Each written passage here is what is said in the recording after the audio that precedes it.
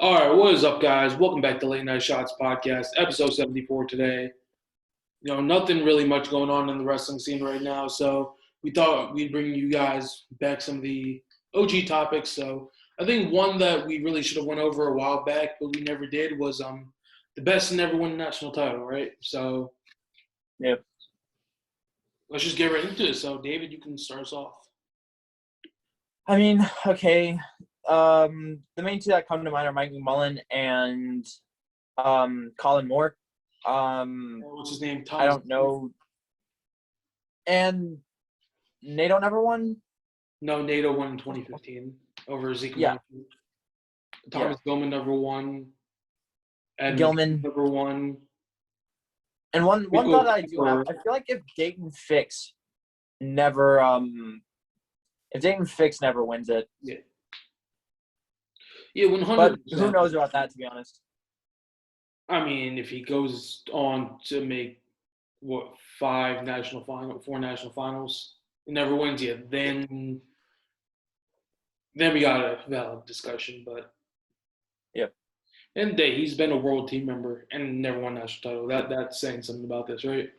So yeah. I think the most obvious one we have to start off with is Thomas Gilman. Yes. He lost to Nico Megalus in the national finals. I'm pretty sure it was.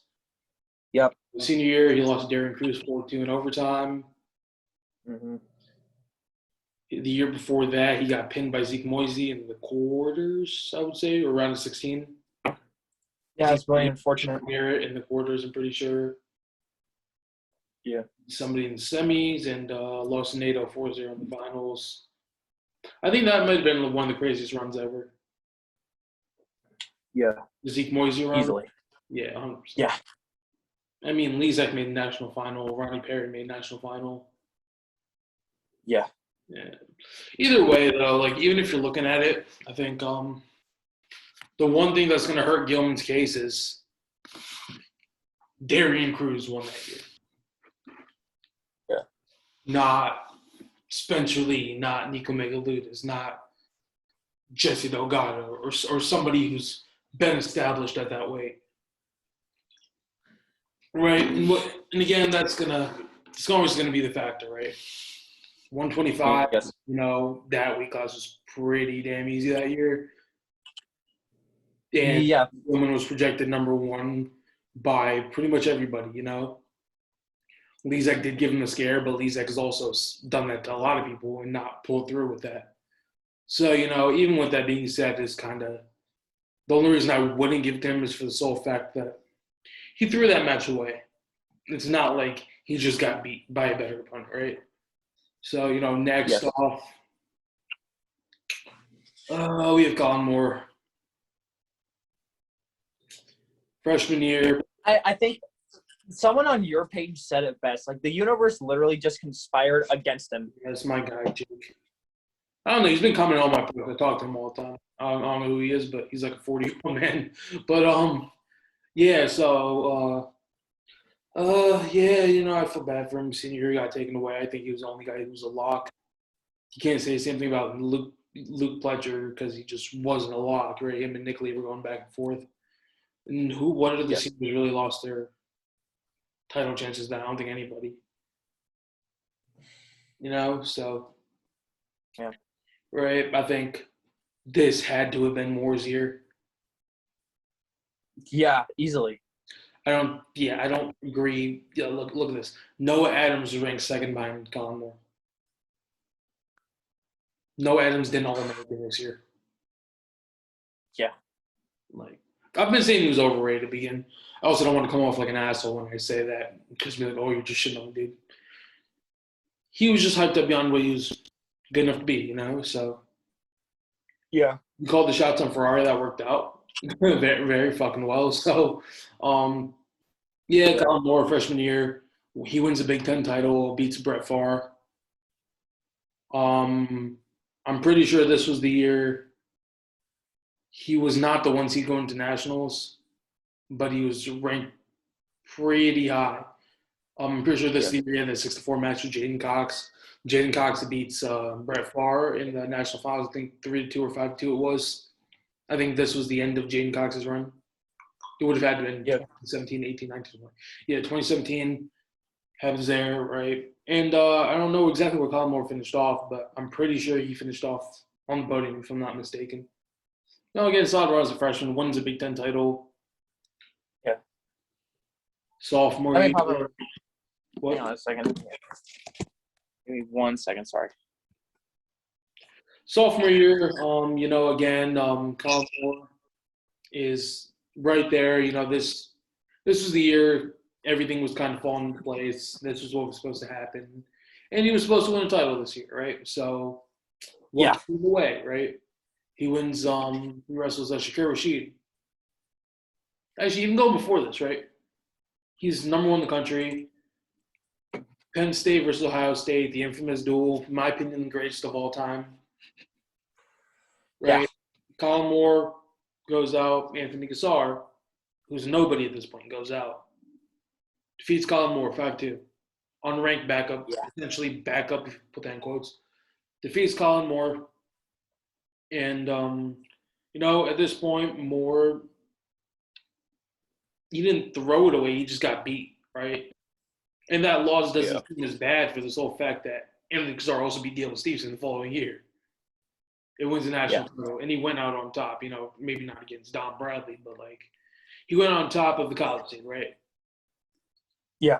The only loss he had was Derek White 4-3 at the Southern Scuffle, and he avenged that 10-1 the national finals. But again, so you have Moore going there. Big Ten's come around. She gets starting spot over Anthony Cassar. They end up meeting in the Big Ten finals. Colin Moore defeats Shikarishi pretty handily. Different style matchup, I think. Yeah. I will stand on this, though. If Anthony Cassar was put out there at 197 that year, he wins. I mean, yeah. I think he beats Maki. It makes sense. Or I don't think anybody in that weight class matched up stylistically. I think Shakur Rashid, they were just thinking that he had the better bonus point, and he won the wrestle off of that sole fact that he had that crazy cradle. But, it really is what it is. I think if that happened, Cassar, that maybe would have showed Gable there's more competition. Maybe Gable wouldn't have lost that match. Or maybe Cassar would have handled him. I still don't. That's all speculation at this point, right? Yep. Quarterfinals come along. Man from Kent State, Kyle Cannell. Probably one of the biggest stunners ever at the national tournament. Maybe not because Colin Moore wasn't that established at this point. But, he locks up double overs. Colin Moore doesn't want to be in that. He starts squirming away. Cannell steps in front, tosses him, sticks him on his back. It is what it is, right? Cannell makes it to the semis, gets pinned by Machiavello. Moore battles through the wrestlebacks. They both end up in the third, fourth match. This time, Cannell beats him again. Off a point system. There's two ways to think about this. I think we have to agree that Kyle Cannell should not have been seated that low. No, absolutely He not. beat him off twice off a point. Pinning somebody once is one thing. Eric Schultz in the first round nationals. If they wrestled again 99 out of 100 times, Schultz is winning that match. He got caught in one bad situation once, and that was it for him.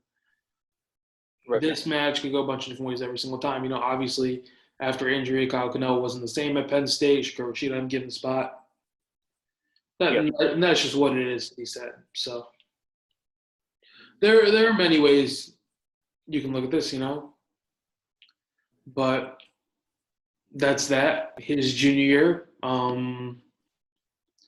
this guy, I think he's kind of decent. His name is Bo Nickel. He may have won a couple titles or something. He's pretty all right. Yeah, he was all right. So Penn State versus Ohio State, number 1 versus number 2, Colin Moore versus Bo Nickel, probably the most anticipated match. I'm pretty sure easily of that duel. Some other upsets that happened. Nick Lee beat Joey McKenna. I think that's pretty fucking huge. Roman Young beat Luke Fletcher, which is also pretty fucking huge. But yeah, those are matchups I think most people would have considered toss-ups at the start, except for maybe RBY, just because he was so young and hadn't really proven anything at that point in his career. Now you look at it. Fletcher, you could claim that he would have been national champ, but I'm never gonna bet against Penn State in the national finals. That's just not the smart thing to do.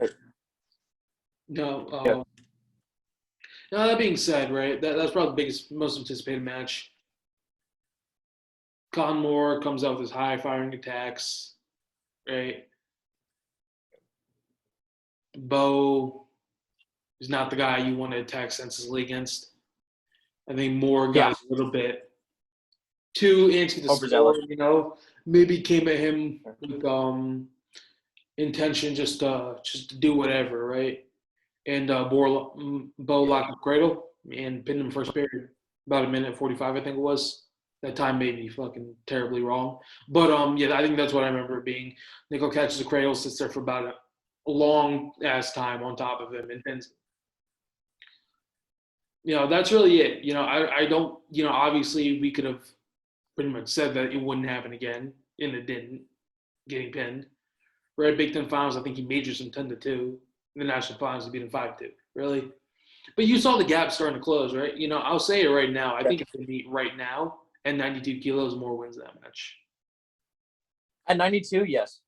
I believe that. I think I don't know. I don't know Miles. I don't think Miles can beat him. I think Miles could beat him. Just I think that match is a toss up at this point.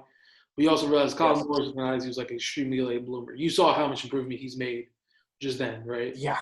He was also undersized 97. Like he would have been an 84 if Miles Martin wasn't there. I think I can agree with that. Him at 97 kilos is just if he filled that 97 kilos, he very well could give Snyder a run for his money. Like I think he said himself he's not the full 97. yeah, no, I think that's gonna be his. I think he needs to build that by 2024 because 2024 is a good amount of time he can put up a good muscle mass for that, and I think he can. I think he has more potential than Jaden Cox or Kyle Snyder. Like, I'll stand on that. Obviously, I don't think those out. Call. That's not. I don't think that's too bold. They were close matches, except for Snyder bowling him over because he's so much bigger. It's not like didn't Snyder pack? Yeah, the second match was 5-1. Snyder was just bigger, just taking him down off of more shots. That's really all it was. Cox is also not going to wrestle more, a little bit more tactically, which is always going to work in Moore's advantage. Yeah. And we saw it the first time they wrestled a 6-4 match. You can say, oh, it's a different Jaden Cox. I know damn well that Colin Moore isn't the same true freshman that stepped out there against a senior, Yeah. That's what people don't realize, At the end of the day, people saying, oh, Snyder Cox. They've wrestled so many times out their career, you could say it's a different thing. Cox has been exactly what we expect. I expected him to be at 97 kilos. Yeah. Exactly the same as Snyder, a little bit less because that's exactly what it was. You can't go with him dominating at 92 for this. But I'm going off on a rant now. We're supposed to be talking about this, right? Senior year, undefeated. Closest match was Cordell Norfleet. Cordell Norfleet was his breakout season right here. Didn't place this year, surprisingly. Yeah. But he almost beat Colin Moore 9-11 twice. More wins. But Moore beats Eric Schultz in the Big Ten Finals 4-0. Noah Adams would have been the 2 seed.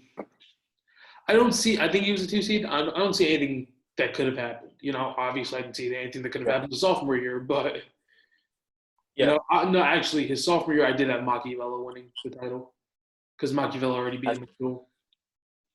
That's fair. But I think Machiavello he's had his number every single time except for the Olympic trials. We're more technical. Yeah. So I think we see the improvement there. If I think if Moore goes on to make an Olympic team, which I do think he will, whereas in 2024, 2028, I think he will make one by the end of his career. I do think. Yeah. I think I don't really want to pick who I think. I just think there's a good amount of base for everybody on here. I think Gilman, even as much of a Penn State fan as I want to be, it's hard for me to give him that. But because it's really an Iowa guy. Yeah, next on we can move to Adam Coon. Yeah. Freshman year didn't go too well. Wait, did his freshman year? I think that was 2014. I think it was. Let me check.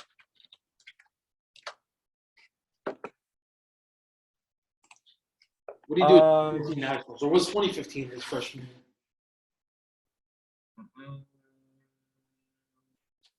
2013, 2014 was his freshman year. Okay, how do you do in nationals? How do you do at nationals? Reached the round. Oh, he did an All-American. Where would he go? He lost in the round of 12. To This doesn't say. you look a bracket? No, I just pulled up this 2013. Look up a bracket. 2014. Yeah, it's a 2014 tournament. I will say though, who's in the 2014 tournament? Who won that? Nick Gwiazdowski. Who placed second? Tony Nelson. Who placed third? Mike McMullen. Who placed fourth? So I'm genuinely not sure. I think it was. Yeah, no, it was kind of weird that year. Bobby Telford. Again, I think it's been said that Kuhn wasn't that good his freshman year on the bottom position. Yeah. And that's what lost him a lot of matches. He lost to Mike McMullen just because of the bottom position. That was it. Yeah. And he goes to not All-American. That's whatever. As a freshman. Who else did an All-American as a freshman? He made the national final the next year. RBY. No, he All-American. Never mind. Mason Paris, but RBY placed eighth behind Lezak. Yeah, I forgot about that. Oh, fuck, dude. We were talking about it was literally Michigan heavyweights. And this man fucking shits the bed on that question. But I guarantee you, a bunch of people are gonna get mad at me for cursing during this. But yeah, even with that being said, made a final, right? Against Nick Gwiazdowski. Nick Gwiazdowski's a top 5 heavyweight ever in college. Yeah. Will I say that? Mm-hmm. You got Bruce Baumgartner, Stephen Neal, Kyle Snyder, Carlton Hasselrig, Nick Gwiazdowski, Tony Nelson. Yeah. Gable somewhere near like 15 right now in his career so far. If he doesn't finish his career, I'm not giving it to him. Like genuinely, like I can't. Like he's only won one title before. Like who knows if Paris is gonna be on his ass in a year and beat him. Yeah. Like we've seen this trend so many times. We can't just assume he wins 2 more just because we want to put him in that situation, right? I think everybody thought Gwiazdowski was going to win another one. I think everybody thought Tony Nelson was going to win another one. Everybody thought Zach Ray was going to win another one. It happens so many times, like it's bound to happen again. And you can't just give people the benefit of the doubt. Yeah. But yeah, no, I think he lost to Gwiazdowski 6-7 by a singular point, right? Yeah. He's out. The next year? No, the next year was the Gwiz versus Snyder super matchup. Yeah. So this one was huge. I'm pretty sure couldn't place third this year, right? That's probably the best looking third place finish you could ever get. Yeah. I don't think obviously you pull up the 149 bracket from like 2011. From like 2009, I think it was. With Burrows, Metcalf, J.P. O'Connor, Josh Torella, Darian Caldwell, Bubba Jenkins. So many other guys, But this was probably one of the best heavyweight brackets ever in terms of accolades so far. Obviously go in terms of competition and depth this year may be one of the hardest. And, it's obviously only going to go harder, right? So Kuhn places third in this bracket. Kyle Snyder and Nick Gwiazdowski are there, right? I think the fact that Kyle Snyder established himself as number one helps Kuhn's case even more. Yep. Because he took a 1-point loss to Gwiazdowski. If Snyder lost to Gwiz, that maybe make it a little worse, right? We come to his next year, he's out, obviously. 2018, Kuhn was on Snyder's ass the entire fucking time. The first time they wrestled in Ann Arbor, Kuhn pulls the biggest upset of the season. Takes him down, the righty high crotch, body lock in the normal fucking swing around, whatever you want to call it. Takes him down off of that. And, Mhm. that's two right there. So, and Kuhn was getting in on shots. Like, Kuhn looked to dominate this match. It's not like he got one throw and got lucky. He was dominating the hand fight throughout. He was getting the shots. He was shutting down Snyder's shots immediately. And he was, when Snyder did get on deep in his legs, he was using very good defense to hold him off and at least stalemate positions that he shouldn't be in for a guy like his size, right? Yeah. And he won that match. We go into Big Tens. Kuhn's the 1 seed, Snyder's the 2 seed. Snyder wins. I want to say I don't necessarily know about the call. I'll just keep it like that. But maybe that was out of bounds or not. But the fourth overtime, Snyder catches low single scrums about 30 seconds. Kuhn tries to kick out of bounds. Snyder barely took him down, even if he did. No, that's relevant to the case. Obviously nationals matter more than Big Tens, right? Going nationals, Kuhn's the 2 seed. Snyder's the 1 seed. Snyder meets Jacob Kasper, beats him 10-5. Kuhn meets Amar Desi. Amar Desi's the guy who's handled Kuhn every time they wrestled in freestyle. I think this match came down to Kuhn took a bad shot, got flattened by Desi, who's going to threaten feet to back a lot of the times from that neutral position. Yes. Kuhn took him down, rode him out pretty fucking well, just for the sole fact that Desi can't get out from bottom because he's been training freestyle his entire life, which is, that's not a fault of his. That's just how it is sometimes. He's an Olympian also for Canada. Yeah. So, that's what that is. They meet in the finals. I could say Snyder should have gotten a couple more stall calls here and there. But again, that's a boring ass way to win title, especially a heavyweight. What does it really matter? He's going to be like, oh, it doesn't matter and shit like that. That's what I'm saying. Like, we've been over this criteria only is ass when it fits your narrative. Everyone wants Snyder. Yeah. That's it. I put the bet on Kuhn on that one. I thought you'd pull it out. Maybe just finally win one. And we always see and streaks get snapped at nationals. It came down to Kuhn taking a bad shot with about 30 seconds left. Snyder threw him by. Nothing crazy about this matchup. The fact that Kuhn was able to keep it close, and you have to realize Kuhn wasn't even a freestyle guy. Kuhn was a Greco guy. Yeah. And he made the national finals. You see the same thing with Colton Schultz now. If Colton Schultz that 1 year doesn't good, you could see him in the national finals next year. Yes. I wouldn't doubt it. No, even that being said, two-time national finalist, round of 12, obviously he's a freshman. You can it's going to hurt his legacy a little bit, but it's freshman year is you can just throw it away. You can just say, oh, he shit the bed. It's whatever. Second place, third place, second place. Right? Yeah. But, that's essentially it, and now he's an Olympian. He's Olympic Charles. Yeah. Not an Olympian just yet.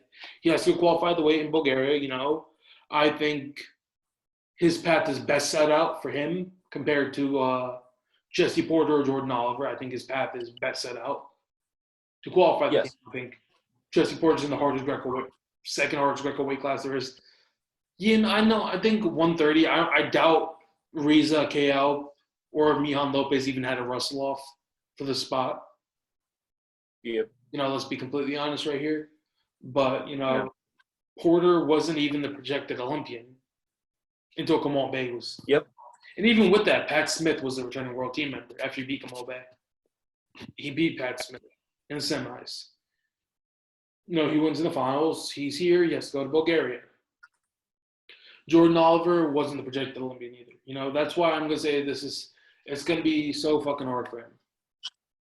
Yanni is the one guy I was confident in to qualify the way. I don't think Zane could qualify the way. I think Yanni could qualify the way. I had Zane as my pick for a spot. I always knew McKenna beating him was possible. I always thought McKenna matched up worse. I always thought McKenna would match up better against Yanni than he would against Zane. I was hoping Yanni would come up top half. If McKenna comes out, he just beats Yanni again, which would be a better stop match for him. No, that is what it is, right? But, the last guy I think I really want to talk about right here, are we rocking with Mike McMullen? I mean, I don't know. It's safe to say you know a lot more about Mike McMullen than I do, unfortunately. Okay, let's go with Mike McMullen.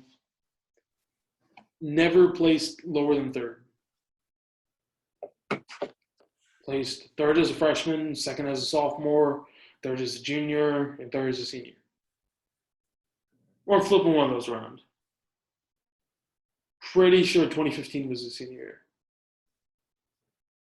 Actually, you can search him up if you want to. Because I remember vaguely 3 matches, right?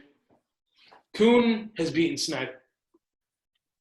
Does a win over Snyder give him more than a win over than McMullen having a win over Tony Nelson and Nick Wisdowski? That's the question. And you also have McMullen and Kuhn have split matches. Right? McMullen has won a Big Ten title.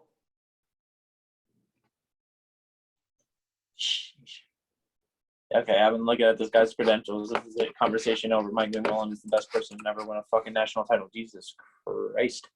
You've seen a lot. Yeah, like, fuck, dude, really? Never below third, all 4 years. And he came in, so number 10 seed, placed fucking third. What year was that? 2012. 2012, I think, was the year that. Yeah, 2012 was the year that Nelson beat Zach Ray in the finals.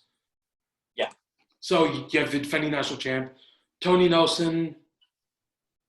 Poor Dom. Tony Nelson placed 7th the year before, which is trying to be seen with heavyweight champs. They never really placed that high, except for Gable. Placed 3rd in a weak weight class. Yep. Wisdowski placed 8th as freshman. Zach Ray placed 4th. Tony Nelson placed 7th. Tony Nelson comes in to win that match, with a scramble. Zach Ray goes for a low single. Tony Nelson goes fucking rubber knee or some shit. I don't even know what the fuck that was called. Probably not a rubber knee, but it was some weird shit. Takes him down the edge of the mat, wins 3-1 because he has probably one of the best ever top red I've seen a heavyweight so far. I can say at least, right? Yes. McMullen pulls through, takes 3rd, beats Don Bradley in that match. But that's kind of sad. But I'm sorry, Don, if you're watching this. We will next year, 2013. He makes national finals. And this is the year he was in the Big 12 finals against Tony Nelson too. He lost 3-1. Again, that's a match. I think he loses 5-2 or something in the national finals. No, Nelson got to his legs a lot more than I expected. I'll be honest. And he also beat Tony Nelson, I'm pretty sure, this year or the following year. He beat him 3-1 sudden victory, which I think is the reel I just posted today. If you guys want to go check that out on my Instagram. At Heavyweight Nation, I'm assuming if you're watching this, you're following me there. But no, that being said, right, you have to reward that with something, win over 2-time national champ. Also it's off of his offensive takedown. Yeah. It was a low single. He backdoored it, and then he scored. 2014, again, another 3rd place finish. But behind who? Nick Wisdowski won that weight class, which is also – this is what I mean. He lost to Tony Nelson, right? But he was a win over Tony Nelson. Yeah. And he has an 8-4 win over Nick Wisdowski, a dominating win over Nick Wisdowski. And Nick Wisdowski won that year. Tony Nelson came 2nd. He came behind him before. There. That's always going to boost his case a lot more. Yeah. Right? I've always been high on Adam Kuhn for this one, just because of what he's done since then. But can you really use those for the factor if McMullen didn't wrestle past college? Yeah. That's always going to come into question right there. Whether it's yes or no, that's going to be changed. But what they do in college, it's always going to come towards Kuhn and McMullen. It always comes to say that none of these guys ever wrestled the best matches of their lives when it comes to nationals. Any of these guys we're talking about for this. Because if they did, they would have won it. Was that a winnable match? No. But Nelson and Gwiz were just there on that day, wrestling the best of their lives. Yes. To get past McMullen, Blaze is 3rd in that weight class, right? Is that 3rd place in that weight class better than Kuhn's 3rd place against Gwiz and Snyder? Probably not, for the sole fact that Gwiz beat Nelson. But this also has to be considered Probably just the same because he's a two-time national champ defending against a guy who hasn't won before. And that's also a two-time national champ defending against a guy who hasn't won before. The only difference is Gwiazdowski only won 2 and Snyder won 3. Right.